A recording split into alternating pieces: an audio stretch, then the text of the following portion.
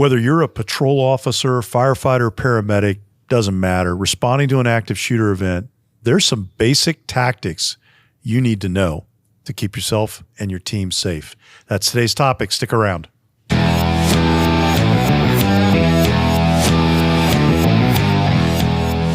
Welcome to the Active Shooter Incident Management Podcast. My name is Bill Godfrey, your podcast host. We're here at the National Center for Integrated Emergency Response. Back in the studio with me, Pete Kelting from our law enforcement side, one of our NCIER instructors. Pete, good to have you back. Thanks, Bill. Pleasure to be here. And the inimitable and comedian Billy Perry in the house. Billy, good to have you back. Hey, thanks for having me, Bill. Yeah, absolutely. So today's topic, basic tactics. Now, both of you did years in SWAT. I'm not even really sure how many, but decades of experience on the SWAT side, tactics side, both coming up as part of the teams, being team leaders, doing the team training, et cetera, et cetera, et cetera.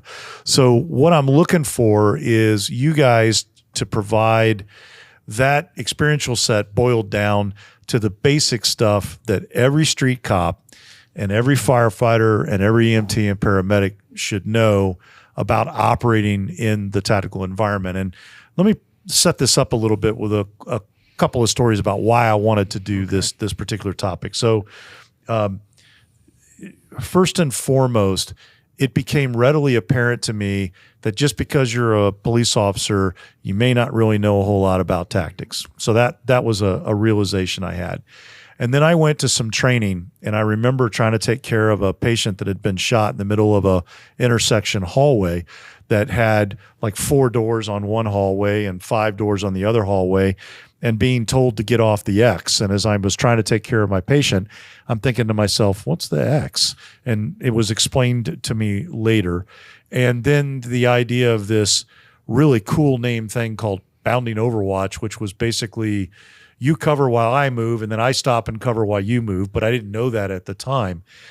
And all of that coupled up with the recent study that came out that showed us and told us in active shooter events, the place where responders are most commonly getting shot is on the exterior, usually on the approach, not on the interior, not doing room entries. I mean, that did happen a few times, but it was a very small number compared to more than 50%, more than half of the time people were being shot on the exterior. So that's kind of why I wanted to talk about this. Now, remember, as we go through this, obviously this is both an audio and a video podcast, but we need to be illustrative in our language about what we want people to do and how they can solve this problem. So where does this start? Does it start as you're approaching the scene? Billy, lead us off. I think it starts with understanding the cover, understanding what cover is. And I believe in the ABCDS of cover. ABCDS. ABCDS. A is accurate fire. If I'm delivering really accurate fire, like shooting you in the manubrium, which is the top bone of your sternum, and it alters you structurally, you rapidly lose interest in shooting at me. Okay, not only do you have trouble holding your arms, you're like, what was I doing? I need to work on this burning sensation deep in my core.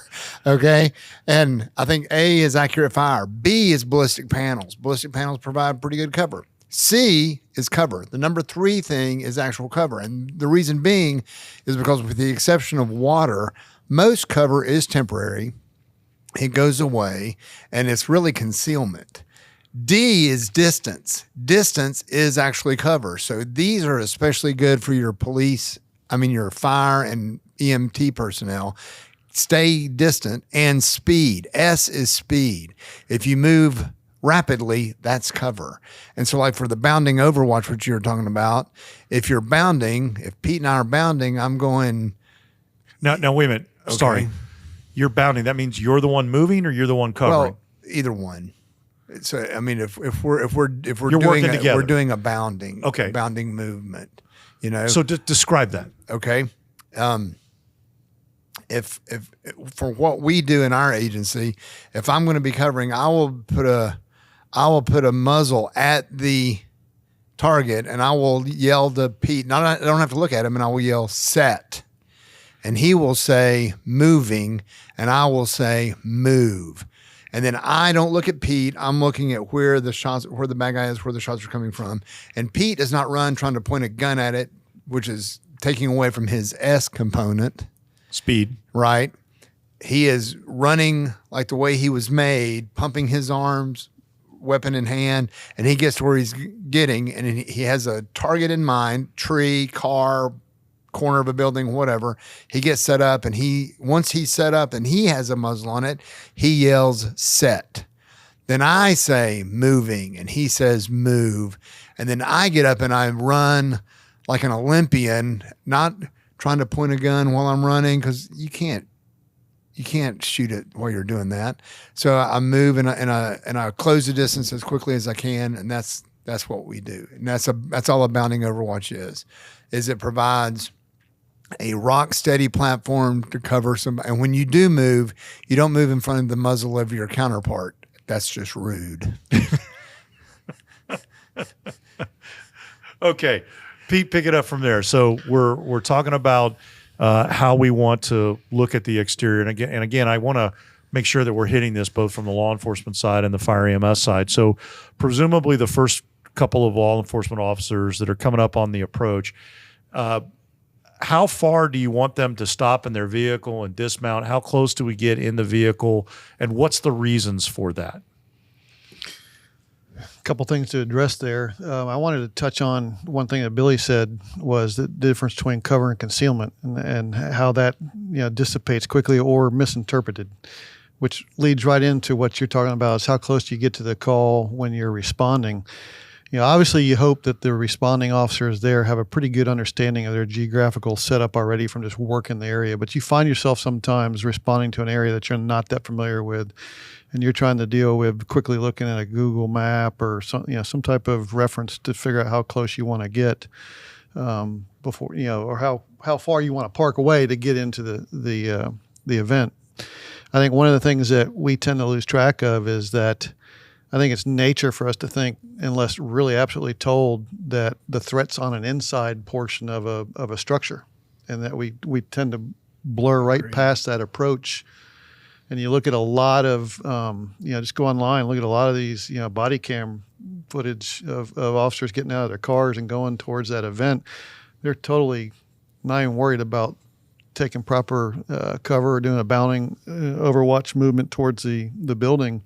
And that's where the vulnerability comes. So it's important to, one, train individually in your mind how you would approach an event, a call, a location, and then look to see, am I approaching that with somebody else? We talk about solo officer entry too. I mean, bounding overwatch has to be with two officers. I was just going to ask you that. So, but that if you're the first officer on scene and doing a solo entry, you got to really look at your hard cover versus concealment, and right? Look at and S. then speed. Right. Speed. Okay. So concealment, a bush I hide behind. They can shoot through it every time. They can shoot through it. They may not be able to see me. May not be able to see you, but that's concealment. That's concealment. Right. Cover would be concealment stops eyesight, does not stop gunfire. Cover would be something that's going to stop the gunfire. A concrete, Hopefully, thick block wall. At least for a bit. Okay. Yeah. The only cover that's not temporary is water. But you can't get under a pond for 3 feet and stay there very long. I used to be able to. Then I got old. Correct. Yeah. Okay. So we're on the approach. Now let's tangent over, because we're talking about the exterior. Let's tangent over and talk about the rescue task force. So typical minimum size of a rescue task force is usually going to be 2 and 2. 2 officers and 2 fire and EMS personnel. Do you still do the bounding overwatch with our bounding movements? I don't want to say, I don't want to use terms that I don't fully understand. Do you still split the team and do bounding movements with that team so that you have an officer and a medic over here that's covering, and then a officer and a medic that are moving, and then stop and set and cover? What does that look like for the RTF? I personally wouldn't. I would get a distance spacing between the 4 of us, and I would move. I would rely on S, because you've already got contact teams inside. If you've got RTS, I've already got contact teams inside. I want to get medical help in there as quickly as possible. Because again, I'm playing the probabilities, not the possibilities. Well, that's really interesting. Pete, what's your thoughts on that? Bounding overwatch to me usually is for most of the first responding officers. And when we start talking at the point where we're moving in RTFs, I think, just speed of moving that RTF through the area that you're trying to get them to, because we think maybe even though it's a warm zone, there may be potential to go hot, depending on the weapon being used by the bad actor, a rifle versus a handgun type of thing. We want to be able to move in as a group. And again, the officers that are training in RTFs, as they're moving, they should be identifying those quick movements to cover as they go. And then what is your immediate exit, escape, safe plan? Where are you hunkering down with the team? Where's that hard cover behind a vehicle? Always having, it's almost like defensive driving, right? Always having your out. What's your ability to protect that team moving forward? Okay, so this is really kind of an interesting conversation to me. Does that change the math then on where the RTF brings their vehicle? Does the RTF then drive up closer than the initial units who may have, parked a little distance away? Well, I would, as an initial unit, personally, and I like to hear Pete's take on this, I'm going to get as close as I can.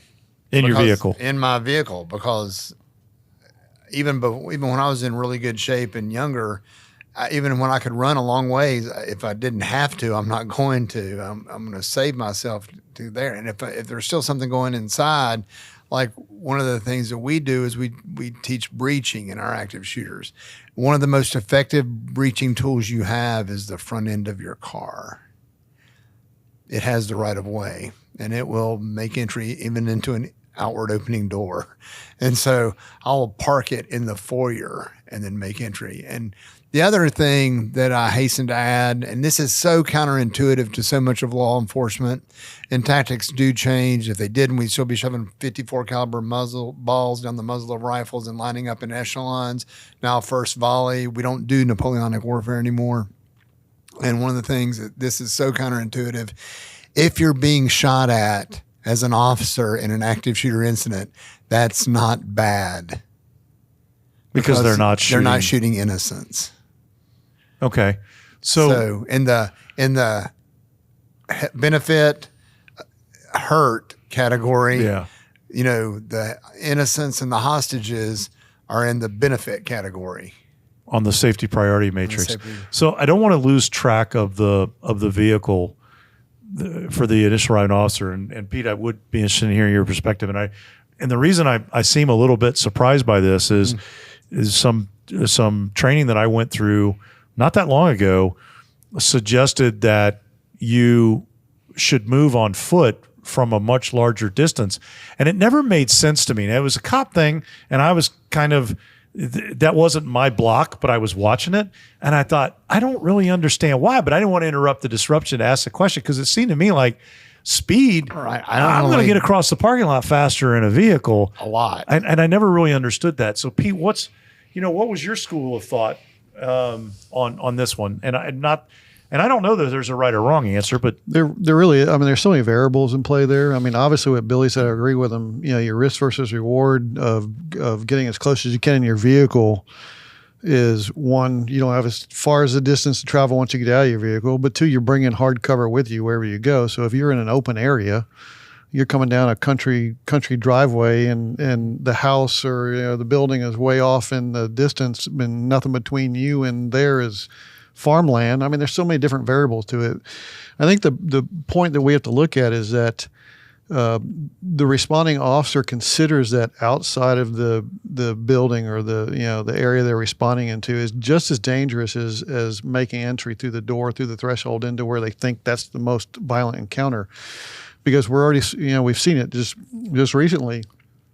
The ambush on the officer trying to provide, medical help. The fireman that was ambushed, I think several months back, responding. So it's not just law enforcement responding; it's fire responding up too, trying to find an area to stage close enough to be supportive to the event. But so it's really risk reward. Know your area. If you know your area, visualize how you're going to respond to places like that, and again, try to practice and train as much as you can to make the best decision. And I would guess it also very much depends on where the threat is and the nature of it, I'm reminded of the Sikh temple shooting. The shooter was in the parking lot. The first officer through the driveway took rounds through the front windshield and, got shot up pretty bad right on the initial encounter. That guy had a long gun, was in the parking lot, and it was not a very long shot between, him and the incoming officer. But wouldn't that have been the same outcome whether the guy came in his car or came on foot?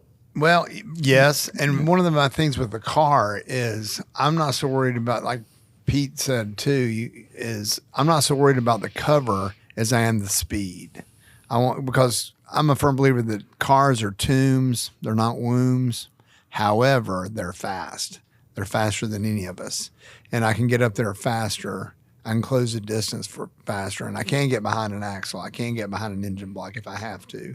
But again, I'm gonna rely on speed and accurate fire and speed to get up there with the car. All right, fair enough. We've made it up to the front door. We're ready to go in. Now we're going to be working hallways, potentially bypassing doors, moving to, in the case of contact teams, you're driving force, moving to actionable intelligence, the stimulus, sound of gunfire, whatever the case may be. And in the RTFs, you're going to have, we would hope, a location that you're moving to. What are the kinds of basic skills that you would like to see every cop, every firefighter, every paramedic have, or the knowledge for moving in hallways through doors?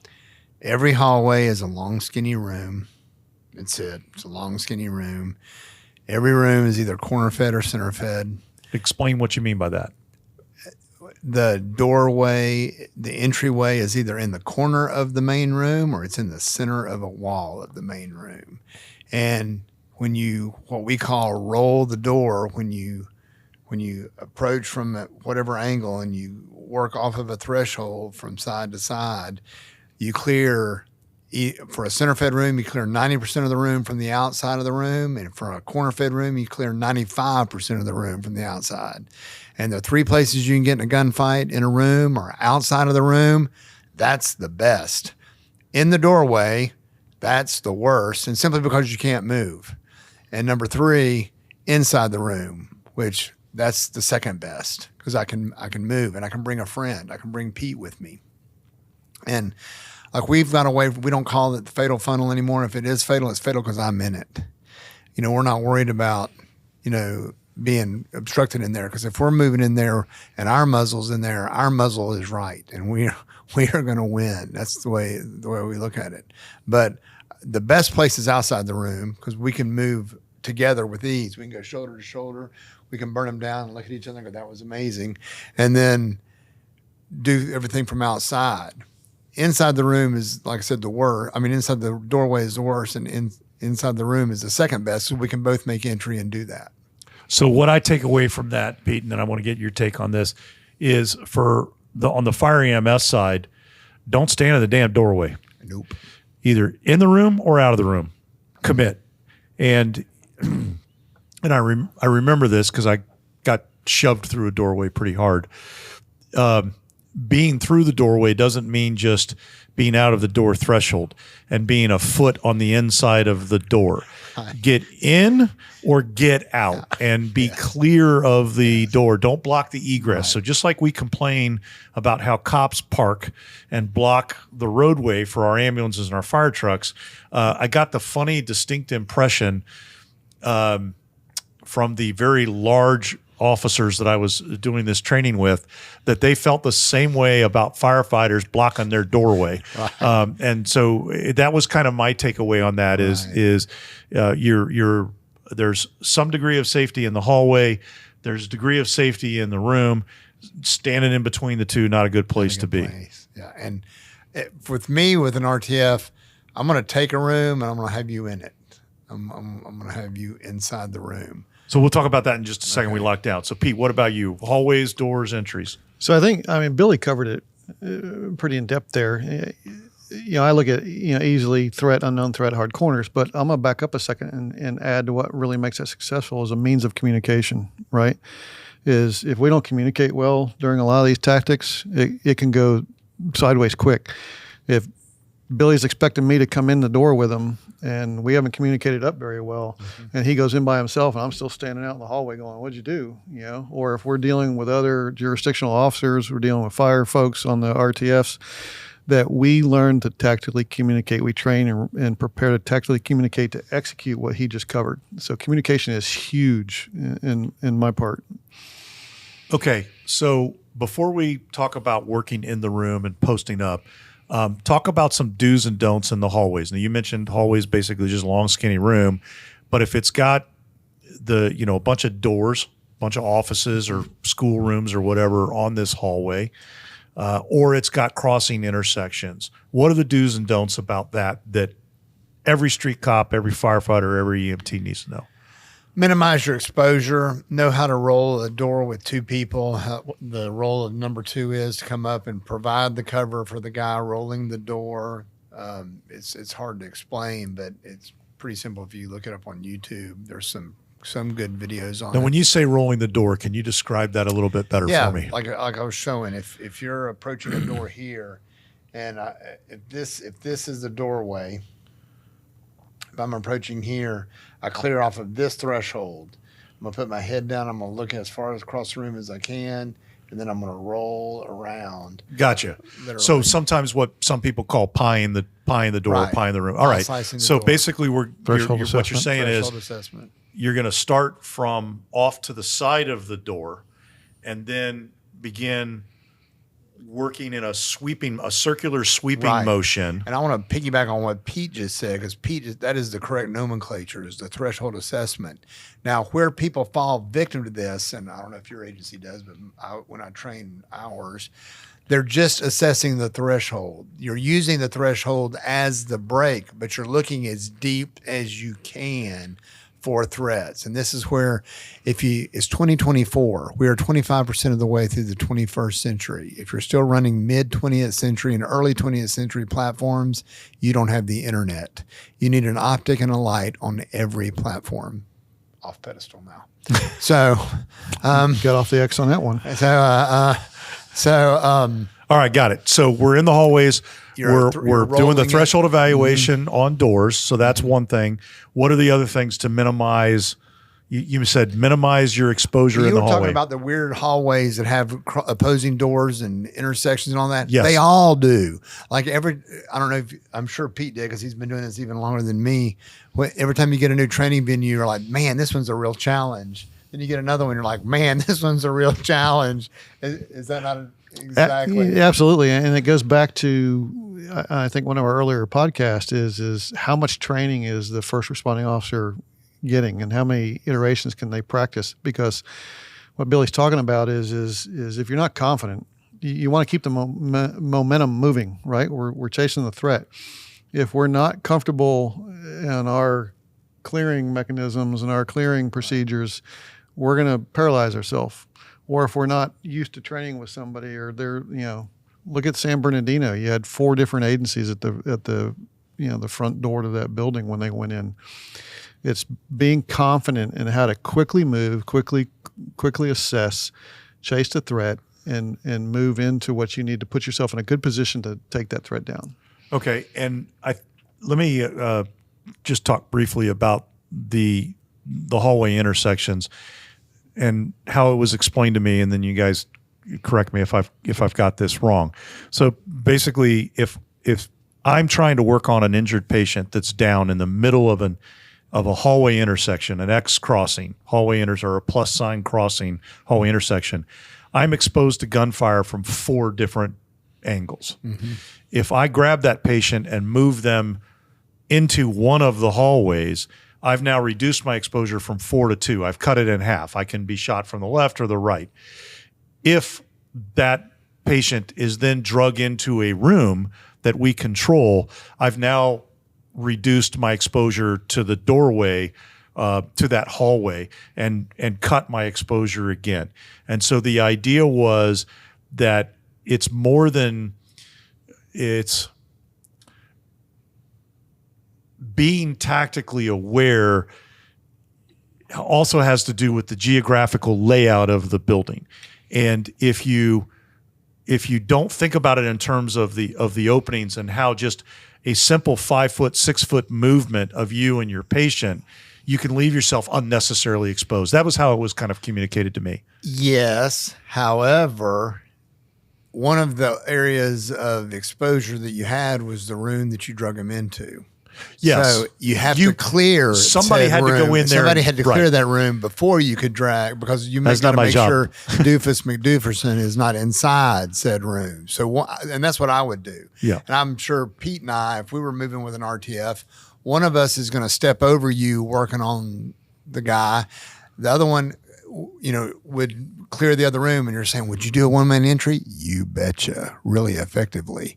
And then I would go in and I would take said room and say, Bill, get you and civilian or survivor in here. And then we would hold that room and then move on from there. Hey, Bill, you look at, since Columbine, we talk about that frequently in our deliveries. Where did the first active shooter training first start from? And that original diamond formation was developed to be able to react to a 360 threat, right? And a 540 threat.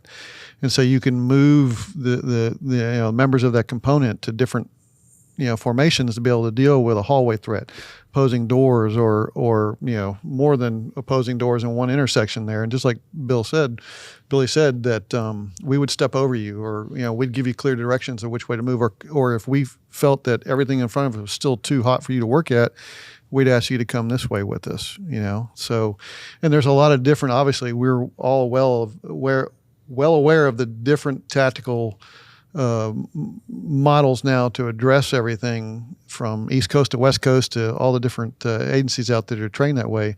But that's the sole intention, is to be able to respond quickly to react to those environments as we're moving through the footprint. Right. So that makes complete sense. All right. So we've talked about approaches for both law enforcement and fire EMS, in the vehicle, not in the vehicle. We've talked about the hallway movements. We talked about getting in the room, getting clear of the door. Mm-hmm. So once you're going to go in, commit and go in, get clear of the door, and then set up. What does it take to secure a room? We've got 3 or 4 injured in a room, 3 or 4 injured in the hallway. We want to take that room and make it our casualty collection point. What does it take to secure and hold that room to turn it into a warm zone? One dude with a firearm. At a minimum. Right, at a minimum. But that's where we want it. We minimum, want absolutely. You're saying the minimum it would take? Yes. What's it? So you mentioned somebody needs to go in and address the room, make sure that there's no threats in the room. Right. We know we have at least one door, so we've got to post up on that door because we don't know what might come from the hallway. If it's our RTF, if it's Pete and I, we're going to take that room as a tandem. We're going to get you in there with the casualties. We're going to then set up security. Somebody's going to be on the door, holding the door. Is it defensible? Our immediate action plan, like I'd be like, Pete, if something happens, I'm going, you're staying with them. He'd be like, yeah, and medical's taking place. We're done. Sim. So our room is defensible. We've made a decision it's defensible. And the next thing we want to make sure is that it's accessible. Can we get additional RTF resources in there? And what would be the best way? And then we're probably even moving right past that is would that be next to an ambulance exchange point? Things like that. Which hopefully it would be. It would be, yeah. So from a fire EMS perspective, I would add to the room, we also need a room that's big enough to be able to lay people out and treat them and get them organized. Sure. A closet may be defensible, but it's not big enough to treat patients. And you've moved a lot more people than I have, but it still ranks right up there with root canals and alimony, and I don't want to do it. And the least I have to move them, the better. So I want to get, and I know Pete and I have discussed this ad nauseum. I want a CCP that can also be an AEP. If I can get one that has an exterior entrance that you can drive a bus up to, that's a lottery winning day. Yeah, great stuff. So moving right on to there. So let's talk about that next step. So we've secured the room, which is our casualty collection point now. It is a place where we're going to take care of the injured, where we already have security, warm zone by definition. We now, at some point, are going to need to get those injured onto the ambulances. We need an area to load the ambulances, our ambulance exchange point, which is may very well also be in the warm zone, or at least warm zone adjacent. And so it's going to have some security of its own, which typically is not going to be provided by the rescue task force security element. That's typically going to be something that tactical would task another contact team to go do. But let's assume that room, we look around and that room has an exit door. It has an emergency exit door that we can get out and get right to the parking lot. What are the kinds of things, switch gears, you're part of a contact team that's been told to go secure this ambulance exchange point. What are the kinds of things that you're looking for on the outside that the street cop needs to know about securing the ambulances, securing the ambulance exchange point? I mean, immediately when I step outside the building with the resources I've identified necessarily, or the contact team coming up, is that immediate security right around where you're going to be coming out of the room into the parking lot. One of the biggest things is what is our elevated threat? What's our distant threat? What ground can we cover, and how many folks do we need to do that right then and there? So it's just a matter of fact of being able to make sure that ambulance is going to have an easy way in and an easy way out, and feel secured when they show up. I think it depends. Is the person neutralized? Is the bad guy neutralized? Is he missing, or is he barricaded somewhere? If he's barricaded somewhere, I want him way far away from where we're doing the AEP, just to make sure he's not crawling through ductwork, getting somewhere else. And I'm a bomb tech. My last 8 years, I was a bomb technician with the sheriff's office.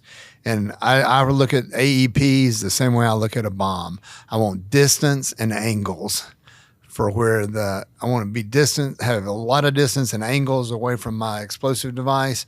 And I want distance and angles from where I'm going to put my ambulances if the bad guy's barricaded. And from a fire and EMS perspective, the thing that I would offer to law enforcement is, remember, ambulances are big trucks. They will not handle off-road. They may look like it, but they will not. They will get stuck. Even in grass or sodded areas, they will sink in and get stuck quite easily. And so you really cannot operate them off the road. And they are difficult to turn around. They're difficult to three-point turnaround. So when you're looking up when you're sizing up that area for the ambulance exchange point, try to figure out how are your ambulances going to come in and how are they going to get out, preferably without having to turn around. If they do have to turn around, don't underestimate the amount of room that you're going to need, because they're a big truck with a crappy turning radius. Yeah, an aircraft carrier has a tighter turning radius sometimes. That is brilliant, because that is a point that people do not know that haven't done it, and we take it for granted. You are 100% correct, and they will bury to an axle. They will. And the last thing that I would say is, if you're on that security team for the ambulance exchange point, keep that eye up for when the ambulances are coming, and then give them hand signals, give them that reassurance, because it is a chaotic and confusing environment, and you may get a fairly vague location of where you're supposed to go to, but to look up and think, is this the right place? And see a cop that's looking at you, and they've got their arm up waving at you to come here. Move to me is very reassuring, and it goes to your speed thing. Instead of just creeping through a parking lot, wondering where you're supposed to land, running where you're supposed to go. Right, because generally, and I'm asking, who's generally driving the ambulance? I'm asking. Of the crew? Mm-hmm. Typically, it's the EMT, but not always. Okay. Yeah. Is he a senior or a junior one? Oh, it depends. It tends to be junior. That's what I thought. So you're already dealing with a junior guy, right? Yes. So it is more reassuring to him to be letting him know that this is okay. You betcha. Because when he buries it under the axle, he doesn't get ribbed by that at the station, does he, or anything? Well, some places it's a little worse than that. But. and I'm gonna go back to communication. I mean, I know in our deliveries in our simulation environment, we're able to throw out the red flags and so forth that we enjoy doing. But in real world, just an accurate description of exactly what they're seeing on approach. Right. Hey, it's the big double glass doors, the roll up door. There's two tall palm trees right here that I'll be standing next to receiving you. Some type of description that really gives them a comfortable landing zone when they're coming in. You're not going to be bringing them into a place that you would not stand out there. Right. Exactly. Presumably, you're already standing out there. So I'm be like, look for me. I'll wave my arms at you. I'll shine a flashlight at you. You know what I mean? I'm a firm believer in that. And boy, that really hammers home the importance of tactical triage and transport co-located by themselves, focused on the single hat missions together, fluffy to get those decisions done correctly, quickly, and accurately. That three-headed dog that is three heads but one body, executing the mission well. Gentlemen, thank you very much. This was a spirited conversation. I picked up a couple things I didn't know. I liked it. That's exactly what I was hoping for. If you haven't liked and subscribed the podcast, please do so and share it with those that you work with. Shout out to our producer, Carla Torres, as always. And until next time, stay safe.